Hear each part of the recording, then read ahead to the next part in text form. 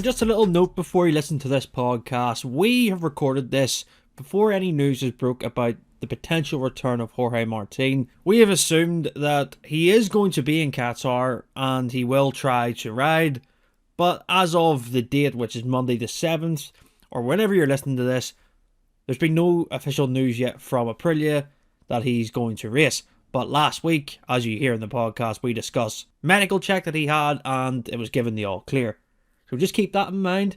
He's most likely going to make a return, but who knows? Let's wait until official news happens. And yeah, enjoy the podcast. Hello everyone, welcome back to the Christ MotoGP podcast. Round 4 Qatar preview. We've got a title race. I think we do anyway. It's pretty close to the top. 12 points separate the top 3. Heading to the circuit where Pecco Bagnaia has claimed that the season for him properly begins. Will we see Marc Marquez bounce back?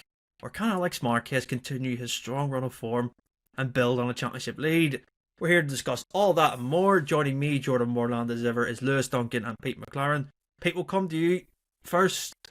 What do you think of Qatar as a circuit? Do you think it's one that delivers good racing, or do you think we're going to have something that's kind of played to the script the past few years? We've seen decent racing at it, but it's a predominantly Ducati circuit, isn't it? Let's be honest. And KTM, to be fair, have had strong results in the past few years as well.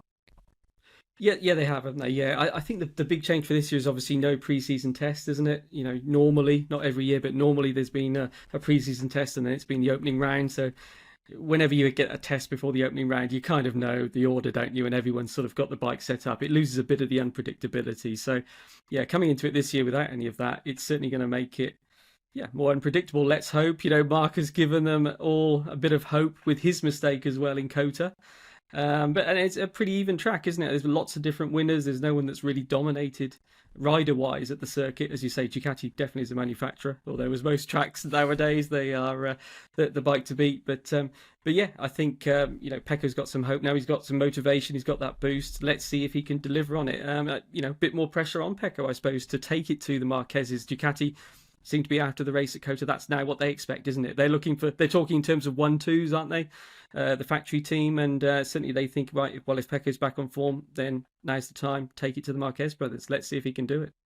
Lewis, what do you think? Do you think this is the weekend where Pecco Bagnaia will have to say what he said and go out and kind of dominate practice? Because it seemingly, from Ducati's side of the camp, they think that this is a circuit where he's going to click. Yeah, he has to, because this is what the start of the season has kind of been building up to, really since pre-season testing. It's kind of been, once we get to Qatar, that'll be the championship reset. Let's see. I don't really know why they think that, because we're not coming to a circuit where Pecco's exactly dominated at before. We won at it last year, yeah, sure, but it's not. I'm not really sure why they think this all of a sudden is going to be where Pecco clicks, because it's a circuit that's good for other riders as well. We've seen those other Ducatis up there. It's been over 10 years since Marquez won in Qatar, but he's not exactly then finished, out the points every other race since then. He's come close to winning a couple more, in those great fights with Andrea Dovizioso in 2018, 19. Yep. So I'm not really sure why Ducati believes this, but Pecco does at least come into Qatar with a bit of momentum now. That winning Kota was, well, in a lot of ways gifted. It wasn't won on pure pace. He wasn't beating Marquez that weekend and Marc not crashed.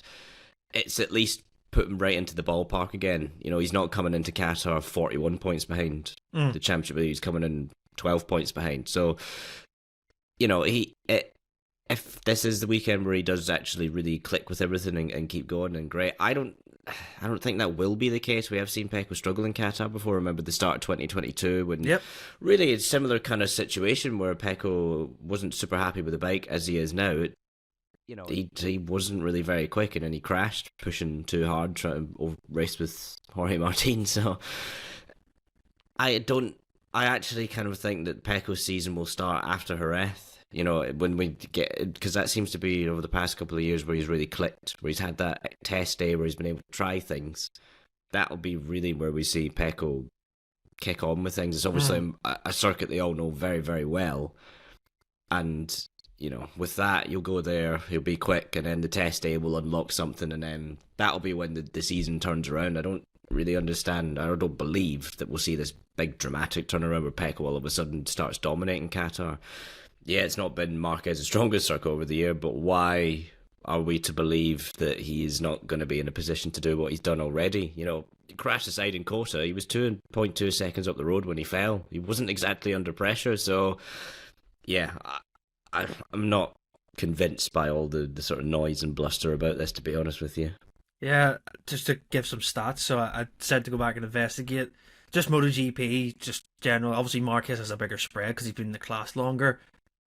Both 1 win each for him and Pecco in MotoGP. As Lewis said, 2024 for Pecco, 2014 for Marquez. Marquez has 5 podiums. Bagnaia has 3. So, 2 of those podiums with Marquez, he could have won either of those in the battles with Dovi, as you rightly point out. I think he's on the best bike here. He was 4th last year in the Grand Prix on his first race on the Ducati. Pressured Jorge Martin late on, then dropped off for the podium. I don't get this narrative where people think Marquez is going to suddenly forget how to ride a bike around Qatar. I think he's going to be perfectly fine. And then looking at Jorge Martin, we had news last week that he has been given the all clear by the medical team, that Dr. Mayer, saying the surgery has healed and he can progress with training. No official news yet from Aprilia that he is going to make the return, but it looks likely that he will travel to Qatar to attempt to ride. How do we think his weekend's going to go if he does turn up? Do you think he will complete the weekend? And what do you think his expectations will be heading into essentially his first test sessions, really, since the start of the year? Yeah, great news that he's coming back, really, isn't it? First of all, we're not going to have the full grid yet, are we? Because, of course, Oliveira is going to be missing. So we're going to have to wait till at least Jerez before we get the full lineup of 25 riders on the same grid. But yeah, great news to have the world champion back, the number 1 plate. Great news for Aprilia, obviously. Their big star signing, and they haven't been able to race with him until now. Yeah, it'd be interesting to see what he can do when he steps onto this bike, as you say, that he's barely ridden, really, isn't he, this year? A couple of laps at Sepang, that day last year at Barcelona on the initial prototype, I suppose you could call it. So very different bike now, and the Aprilia's done well. It's I think Aleix was quite fast at Qatar last year. We know Martin's quite good at Qatar. He's had some good performances there, hasn't he? Right from his debut. I remember that start he made. He got pole position. So he did in these. I believe it was the second Qatar race of 21, his debut season. So he got pole that year. And he also has won the past 2 sprints as well around Qatar. So he does have form, as you say. Yeah, so yeah, good track for him. So that will help a little bit, won't it? But yeah, the big question mark is the fitness. Was it 10 fractures, I think, in total, counting ribs and everything else? This is the second accident we're talking about. This is after the crash at Sepang. So on the Supermoto bike, the training accident, just a few days before the Thai Grand Prix, isn't it? When I think it was again another high side and really nasty injury to the wrist and things like that. As you say, sounds like it's healing. That's good news because they can be slow to heal, can't they? Those sort of wrist injuries. So. Yeah, we don't know, do we, until he gets on the bike. He hasn't been able to get this test that they wanted to get done, has it? That's all sort of gone quiet. Maybe we'll see that come in for next year, but it hasn't happened in time for him. So, I think he'll, if he's going there, he's confident that he's going to last the weekend. We don't know how much pain he's going to be in. We don't know how fast he'll be, but I wouldn't be surprised. If he can, he'll grit his teeth and pull out a lap. I think, the race distance, that's going to be the big question mark for him. I think, isn't it? Yeah, absolutely. Lewis, how do you think a weekend will go for Jorge? It's more mentally, I think it'll be difficult than physically because the adrenaline runs through these riders like no other, and they get kind of used to the pain kind of disappears. It's the mental aspect, isn't it? But he's very strong. That said, I'll give him that credit. Yeah, I think it'll be important for Aprilia to temper his own expectations when he jumps on the bike. This is essentially a 3-day test coming up for him. There's, I don't think it would be reasonable to be looking at him to even get through to Q2, to be honest with you. You can't have 45 minutes and then what is essentially another 40 minutes before you then have to try and put a lap in when you've had 13 laps on the bike this year, 90 in total. Yeah. Martin and Aprilia need to go into it step by step. And also, I think the really important thing here is that Aprilia need to be strong when it comes to if Martin is not fit, if he's sore, if he's struggling, they have to intervene and say, look, we don't care what you say, we don't care what the doctors say, we're going to bench you if you're not fully fit, because you've missed races already. If we then lose you for another 4, 5, 6 races, we might not get you back. This is the problem with these injuries. You injure something once, it becomes weaker. The fact he's injured the same thing again, and it was a much more complicated fracture, the kind of fracture that does end careers. I think Aprilia need to, and I think they will, be pretty firm with Martin and be, look, we know you want to ride, but we're not taking the risk.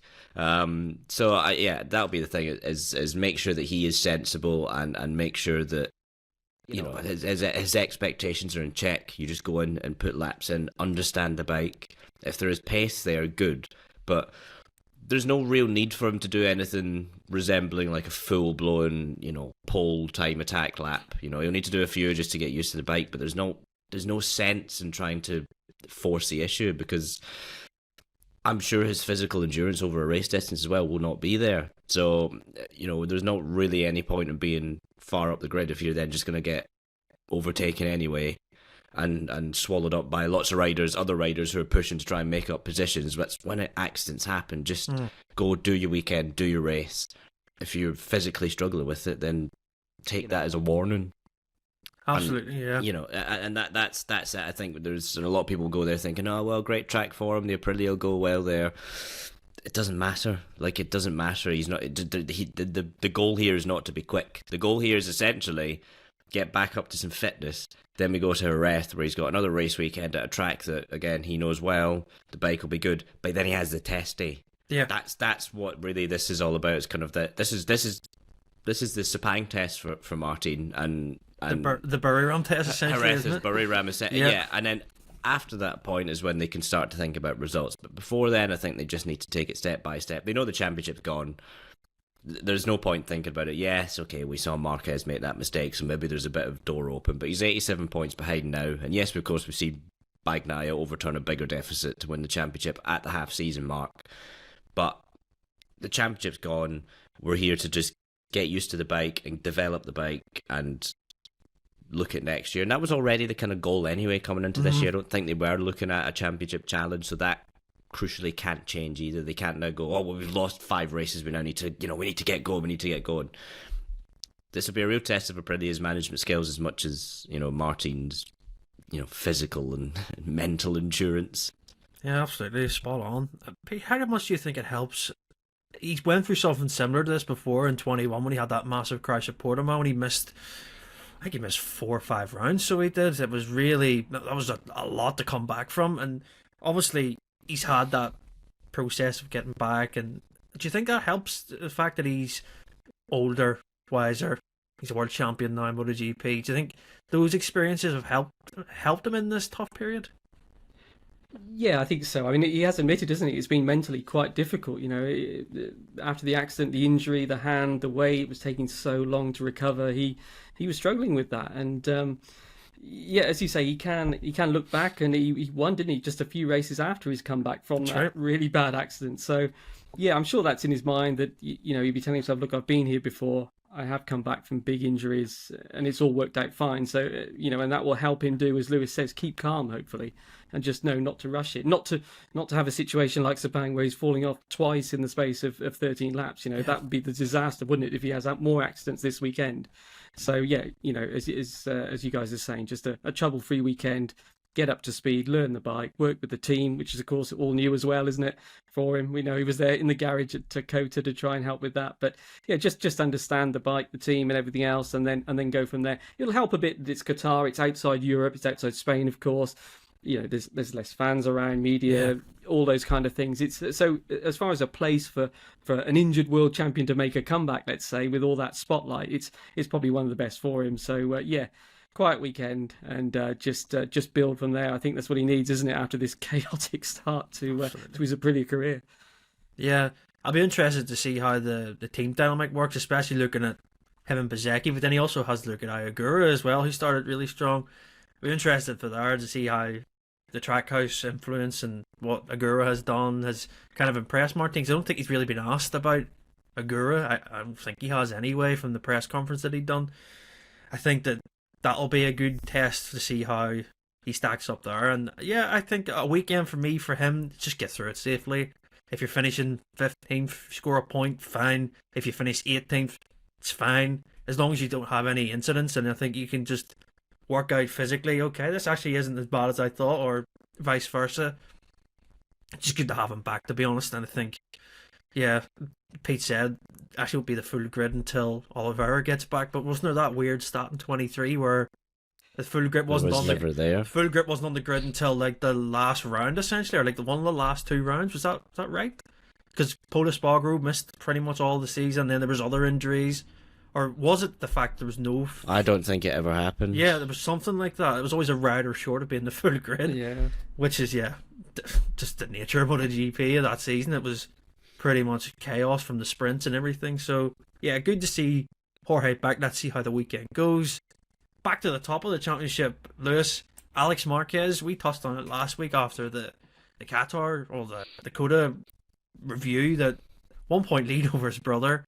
Been a couple of good slices of footage come out of him celebrating after. Davide Tardozzi said to him, "Can you believe this? You're leading the World Championship." And I don't think Alex can kind of really believe it either. It's a decent circuit for him, to be honest. It's like, that did Gian Antonio win in 23. Alex was also very strong that weekend too. So he's going to take some confidence as well, knowing that the 24 won both races last year at this circuit too. Well, that's it. The bike comes into Qatar pretty well dialed in, and Alex is obviously on a real momentum push right now. So there's nothing really to suggest that this doesn't kind of carry on. At the very least, like we've seen, he is at very least the second fastest rider right now, and in MotoGP, we're yet to really, obviously Pecco beat him last time out. We're yet to see if that's something that's consistent. So Qatar will be a good indicator of that, of if the pecking order has shifted where it is Marc, Pecco, Alex rather than Marc, Alex, Pecco. But yeah, I mean, Alex can't really do any more than he's doing right now. The GP24 at some circuits, even this early in the season, will just be a bit behind the GP25. Yes, it's not too different a bike, but there are things, particularly with the engine, that are different on that bike that are better. And as we've spoken about before, we're getting to a point where those 2025 parts that were put aside are going to be reintroduced, from the Spanish Grand Prix at the test. Initially will probably only be for the factory riders, the 3 factory GP25 riders, and then maybe the satellite riders will get some of those parts. So Alex just needs to keep doing what he can do with the machinery that he's got, and yeah, there's nothing to suggest that won't happen. Like you say, Jordan, it's been a good circuit for him in the past. It's a great circuit for the bike. Yeah, I mean, maybe Qatar's the weekend that Alex can maybe just find that little extra to get that win in. We'll just have to wait and see. But it's been good. It's been a really good thing to see for Alex Marquez. I think he's fully stepped out of his brother's shadow now, I think, in a lot of people's eyes. Yeah. He's really stood on his own 2 feet and gone, well, Mark's not my teammate anymore. I'm second, I've at least been second to him. I've put him under a lot of pressure at quite a lot of points this season already. He's really, really, and I think this is the thing for me that Alex himself will take heart in, is the fact that he is, I don't think it bothers him so much, but obviously it does get to a point where he continually gets asked about his brother, that it does start to just annoy him a little bit. Yeah. But I think the fact that he's just able to continually just go out there and just be consistently fast, and that's yielded him a championship lead. I think that for him is the thing that will really give him a lot of confidence coming into these next rounds, is that he's doing what he's always done, and it's now working. And when that happens, you just take a little bit extra confidence, you push a little bit further, you feel like you can push a little bit further, and yeah, I think Alex is going to be a hard rider to beat when we get to Qatar. Absolutely. Pete, what do you think? Do you think he's walking around the house that they share, him and Marc, and he's telling them, look at the top of the championship, look who number 1 is? It would probably annoy Marc, knowing there's only 1 point between them. But as Lewis rightly says, he has stepped out of the shadow very much so. Like he's his own rider, and I've said to people for so many years that he deserves to be MotoGP regardless of his second name. His CV of the lower classes, the rookie year on the Honda, yes, it was difficult, but he scored 2 podiums, he did very well. He kind of carved his own path by leaving Honda to go to a satellite Ducati, and it worked. This is the sort of the reward for all of them years, isn't it? He's really starting to show how good of a rider he actually is. Absolutely, yeah, absolutely. I think he's the dark horse for this weekend. Really, I think with Pecco and Marc probably looking at each other a bit more because of the reasons that you guys have said. The track is a bit more even, and Pecco's feels he'll have a better chance here. And no one's sort of looking at Alex, are they? But really, it's a flowing track, and he's good on those flowing corners, isn't he? That's where he's been really strong this year. So I think he was in. Although, as you guys rightly say, he dropped behind Pecco to third, if you like, at Kota, but Kota was not a good track for him normally. So he was actually really pleased with that, wasn't he? He was saying, well, look, if we're third here, we can really do something. So, yeah, I think there's definitely an opportunity for him to just sort of ride this wave that he's on at the moment, isn't it? And just keep going. We know Marc and Pecco are thinking about each other. All this footage that emerged after the race in Kota, wasn't it, where Pecco's saying, well, I was going to watch what you're doing, and then Marc is sort of putting his hand to Rigamonti's ear and saying, don't tell anybody about his own plans. So they're obviously thinking about each other and everything else. And let's just hope we get a normal start. That would be the main thing. I'm sure the repercussions of what happened at Kota are going to be discussed here, aren't they? And that they're going to have to go through. And the first thing is to make sure that the teams and riders understand the rules, isn't it? That'll be the first thing to go through. But I'm sure that will also be coming up this weekend to make sure that it's not quite as chaotic this time around. But yeah, all interesting to see, as I say, just all this unseen footage that's emerged, just how much the riders are all sort of looking at Marc. There were several, weren't there? And at the same time, Marc saying, look, hang on, don't tell anyone else what I'm planning here. But it almost backfired because he got the rules wrong. So yeah, I'm sure there'll be changes inside the teams, outside the teams, that maybe in future Ducati will say, look, if you're going to plan something like this to any of their riders, particularly the factory team, you need to check it with so-and-so who is our man who will tell you the rules, so that you're making the decision with the right information, knowing that there's a huge difference between starting at the back, which is what Marc thought was going to happen, and a ride through, which is probably 5-6 times worse penalty wise, isn't it? So I think the repercussions, we say, of Kota will run on into this weekend, and let's hope they all get away smoothly.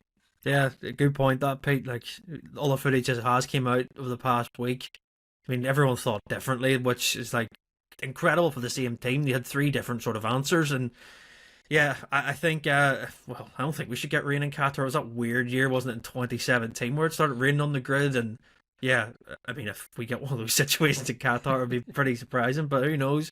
Yeah, let's see if the rules get clarified. Like you say, me and Lewis touched on that last week. There's bound to be an amendment put in there so the riders know exactly what the situation is and what the repercussions are, because yeah, this unseen footage has clarified a lot of things about decision making, and it maybe wasn't actually the best thing to do for Marc Marquez. But yeah, live and learn. Let's see what happens.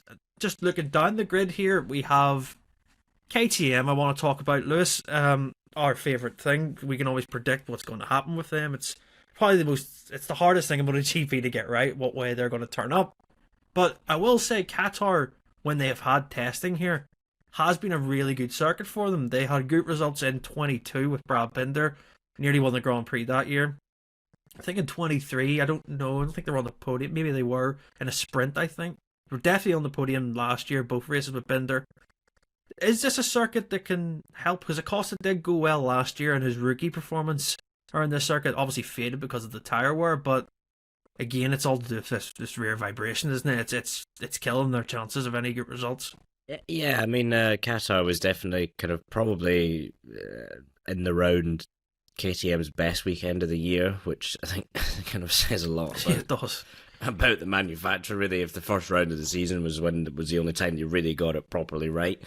So, the circuit should suit the bike a little bit more. We know the KTM is pretty strong when it comes to kind of punching out the corners. So having that drive is quite good for the KTM. But yeah, this vibration thing is the key issue. It's the thing that really stopped Pedro in Kota. Remember, a circuit that in his rookie season, 3 races into it, he was on the podium. He couldn't get anywhere near that last weekend. KTM were kind of one of the unfortunate ones with the whole grid situation in Kota, where Brad Binder and Enea Bastianini had gotten it right. Yeah. And if the race had started, they were in the hot seat to take advantage of that. Of course, it wouldn't have mattered for Binder anyway, because he had bike issues, but at the very least you would have been coming into this with KTM kind of at least with a bit of confidence, that okay, when at least we can get things operationally correct and capitalize that way. Yeah, but in terms of pure pace, the tyre wear thing, the vibration thing, the vibration is going to be a big problem at Qatar when you've got those big heavy braking zones at the, at the end of the back straight. That's when we know that these vibration issues really affect the riders, and they don't have an answer for it still.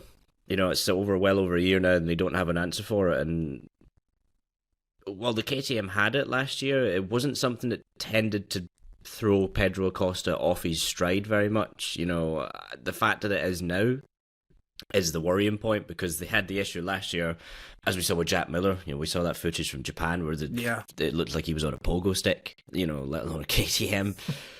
It affected him quite a lot. Brad Binder affected, but he was able to ride around it a little bit. Acosta affected, but again, he was really able to ride around it. Now the issue remains, but now Acosta can't ride around it, and all of a sudden it's like, well, what do we do? And that's the issue, is that I think KTM just still really has no answers for it.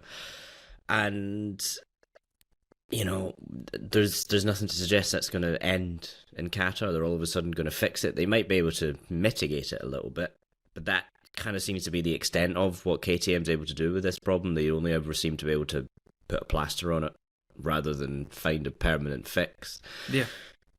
And obviously we've got the whole backdrop of Pedro Acosta's uncertain future. The more that KTM's results continue to be not very good, that's going to start weighing on the manufacturer as well as much as the rider, because they know that they're running out of time to make things work. And if an offer comes along, KTM, we know notoriously their contracts are quite, they can be, for lack of a better word, bastards when it comes to keeping riders around, as we saw with Raul Fernandez a few years ago when he was looking to make his MotoGP debut, and we see with other riders.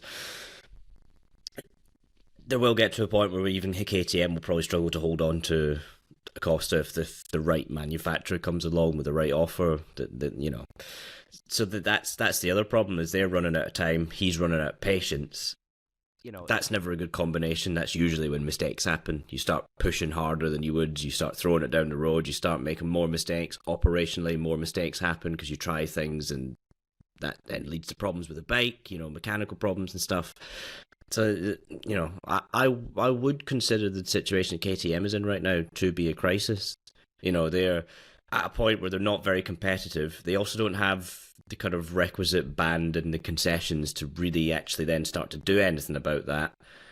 And they face an uncertain future with both its rider, and also we don't really yet know what's going to happen to the KTM race team beyond this year. They've managed to secure the future as a company, but we don't actually know what's going to happen next year with the brand, if it's even going to be able to make it to the grid, let alone then 2027, when, again, we don't know what its resource situation is like. So this is an uncomfortable situation, and you come into a race weekend not knowing if they can really do anything about it. They haven't yet even gotten within 10 seconds of a race win this year. The closest was Bastianini and Cota, and that was purely because Bastianini was able to hold on to his tyres. Like he always does. Well, and this is the thing, this is not a knock on Bastianini, but he was not up in 7th and 12 seconds or whatever it was behind Pecco Bagnaia because he was fast. He was there because he's got a really key strength in his riding ability that really does a lot of wonders for KTM right now. So you don't know. They sit 3rd in the championship right now, but kind of by virtue that Aprilia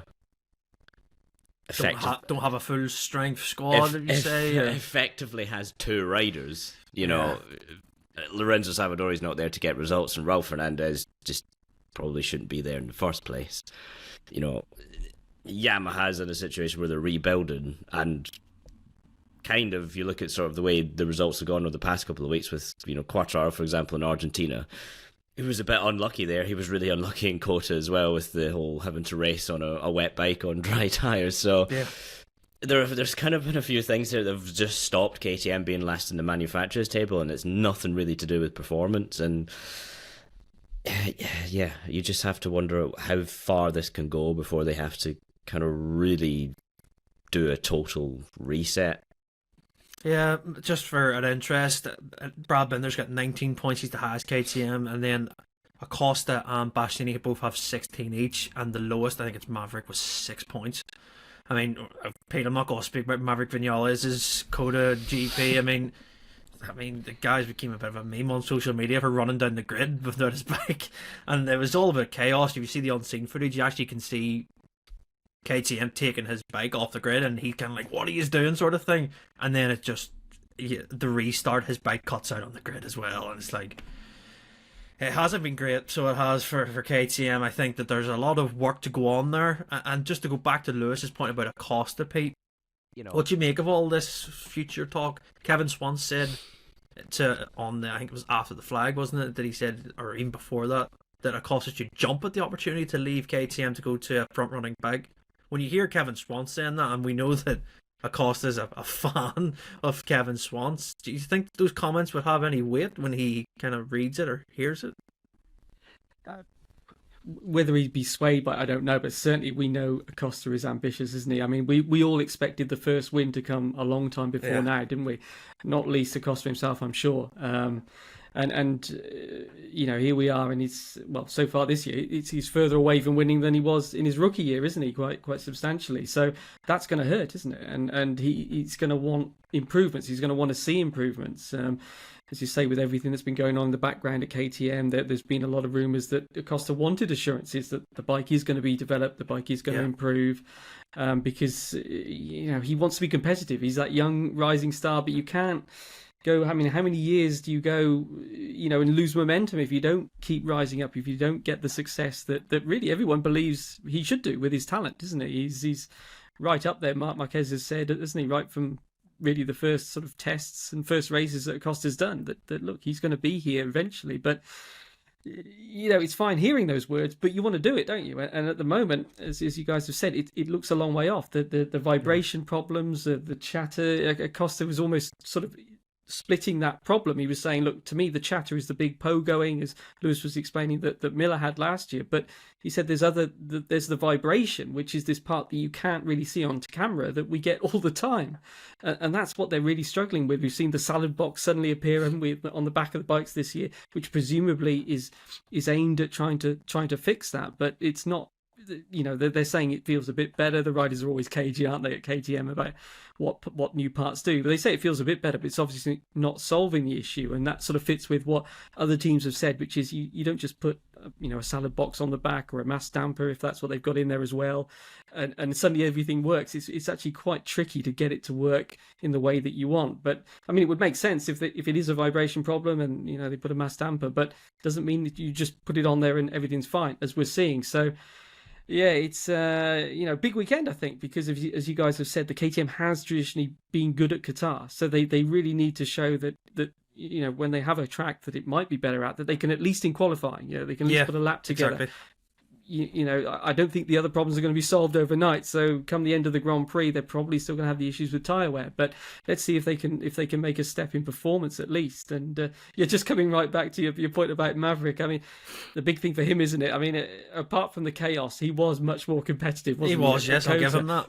But as we know, he won there the year before, didn't he? So we know he's good at Qatar. What we need to see now is, can he carry that across? And that was the big question last year, wasn't it, at Aprilia? And it didn't happen, did it? He wasn't able to replicate the Qatar form at other tracks on the Aprilia. So let's see what he can do on the KTM. He thinks he's improved. I think he's put the weight more towards the back, and he thinks he's got the corner entry a bit better, that he was struggling with, sort of losing the rear, this instability. But let's see. We've got to see that, and that's what they all need to see. They want to see progress, isn't it? As you guys have said, they're hitting these same problems each week, and that's frustrating, as we've seen for, whether it's Quartararo, whether it's the Hondas, when they have the same problem that every week comes up, it's hard for the riders to continually be talking about the same issue. Yeah, exactly. Just a couple of points on KTM. If you've been at a circuit this year as a fan, let me know what you think of the liveries, because they're all the same now. I wonder if you can spot the difference with them all. It's very confusing. Even on the TV, you see like 4 KTMs in practice, and they all look identical because they've changed liveries again. And also, a good point to watch out, look at the different sort of setups they have, because Maverick seemingly was the one that ran the salad box more compared to Acosta, for example, in Qatar. Bastianini didn't. I mean, Inea's tested so many things this year, it's hard to keep track of what he's doing. But Bender seems to be fairly consistent on what setup he uses on the bike. just keep an eye on that when you're watching on TV, and then see how it plays out in Qatar, because a circuit, like we say in the past, they have gone well at. Let's see if they can kind of be steadier in the practice sessions and the qualifying sessions, because their Q2 record this year has been pretty poor across the board. I mean, Brad Binder's been in Q1, I think 2 out of the 3 Grand Prix so far. It's not great. Let's see what will happen. I don't want to touch on Yamaha and Honda. It's pretty much the same. Honda are kind of in that good vein of form, but they're just kind of struggling in the races still. A couple of crashes for Zarco and Mir, but the potential's there. Yamaha, I think they're finding their feet. Jack Miller's performed very well in Qatar. Or Coda. Let's see if he can do it in Qatar. Yeah, that's really it. We'll see what happens in the course of the Grand Prix weekend. I suppose the bit people like listening to the predictions. I'll go for mine. I think it's different. I don't know if I'm going to split the. Do you know what? Alex Marquez is going to win the sprint. I think that's going to be something different, and I think his brother is going to win the Grand Prix. I think that's my take on it. Lewis, what's your take? I mean, I'll just be different and say that Alex Marquez is going to win the Grand Prix as well, because, you know, well, why not? Why not? Exactly. It'd be a good story as well, I think. Pete, what do you think? I think he could definitely do it, yeah. But I also think that Marc is just going to be so fired up to sort of stamp out any hope that these rivals might have. You know, that he's gonna show any form of weakness after Cota. So, yeah, Alex for the sprint, but Marc for the Grand Prix, I'll go for as well. I think, yeah, but. You know, I mean, Digia, you know, he's a past winner, isn't he? There, maybe he can sort of throw up a surprise. It's one of those places, as we say, no testing this year. It's a weird place with the night race, the humidity that you get.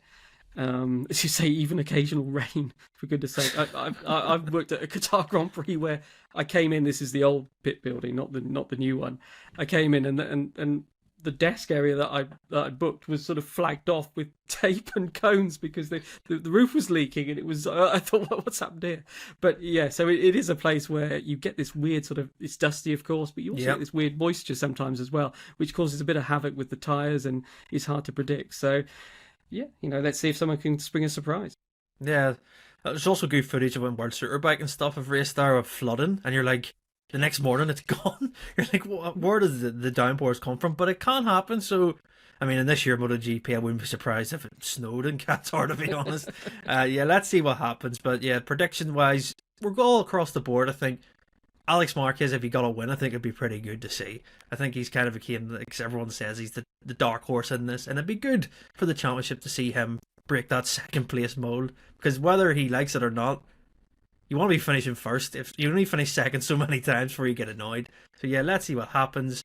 We'll be back next week for the review of the Grand Prix. Hope it's a good one. If you enjoyed the video, if you're watching on YouTube, like and subscribe. Tell us your predictions in the comments. If you're listening on Apple, Spotify, wherever you get your podcast, 5-star review and hit the little bell icon to be notified for every single episode. Take care. We'll see you next time.